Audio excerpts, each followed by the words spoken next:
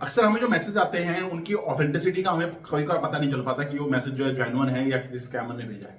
तो ऐसी कुछ चीजें हैं जिनका अगर आप ध्यान रखोगे तो आप उन मैसेज की जो है एसएमएस मैसेज की उनकी ऑथेंटिसिटी का बिल्कुल ध्यान रख सकते हो।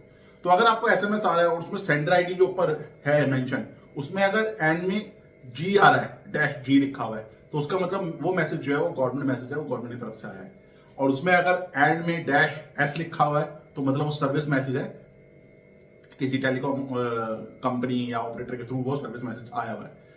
और अगर डैश में पी लिखा हुआ है, लास्ट में डैश पी लिखा हुआ है, तो मतलब प्रमोशनल मैसेज है, किसी कंपनी ने अपने प्रमोशनल मैसेज वगैरह भेजे हुए, कोई ऑफर भेजे हुए, इस तरीके का वो मैसेज है। और अगर एंड में डैश टी लिखा हुआ है तो वो ट्रांजेक्शनल मैसेज है, वो बैंक से हो सकता है या कहीं और से हो सकता है।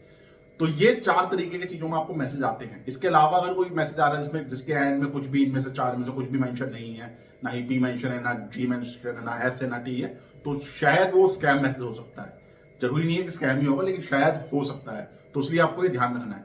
और रही बात कि स्कैमर भी शायद इन सब एक्सटेंशन का यूज कर सकता है, जी एस टी पी, तो ऐसा है नहीं, क्योंकि इन सब चीजों के लिए जो है रजिस्टर करवाना पड़ता है telecom regulatory authority of India के साथ, तभी आप इन एक्सटेंशंस को जो है इनकी जीएसटीपी इनको आप यूज कर सकते हो, और वो करवाना इतना ईजी नहीं होता। तो इसलिए अगर इन एक्सटेंशन से आपके पास मैसेज आ रहा है तो मतलब वो मैसेज जेन्युइन है, उनकी ऑथेंटिसिटी जो है वो रियल है। तो रील अच्छी लगी हो रील को लाइक एंड शेयर करें, फॉलो कर लें ऐसी और हेल्पफुल वीडियोस के लिए।